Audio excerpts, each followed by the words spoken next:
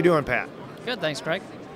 Pat, can you tell me about the latest in 100 gig technology? Sure. We just released the 40 and 100 gig dual rate BiDi QSFP transceiver. Interesting. You mentioned BiDi. What does that mean? Well, it refers to the fact that it means bidirectional, and it refers to the fact that the light is traveling in both directions at the same time in the same fiber. We do that in order to get the aggregate 40 or 100 gig data rate in a single transceiver over a single pair of multimode fiber. Interesting. So why would customers be interested in that? Well, the fact that it's over a single pair of multimode fiber is very important because it allows you to upgrade from 10 gig to 40 gig without changing your fiber infrastructure. A single pair of multimode fiber is the same infrastructure that you would use for 10 gig SR. So if you go from 10 gig to either 40 gig or 100 gig using the BiDi, then you can do so without adding fiber or changing out your fiber in your data center. Wow, lots of good value for customers.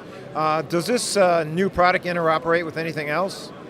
Yeah, in fact, the dual rate 40 and 100 gig interoperates with the original single rate 40 gig BiDi transceiver. And we do this because it offers customers flexibility in their deployment options. So let's say, for instance, you want to upgrade from a 40 gig BiDi link to 100 gig. Let's also say that maybe because of budget restrictions or maybe scheduling issues, you can't do the whole data center all at once.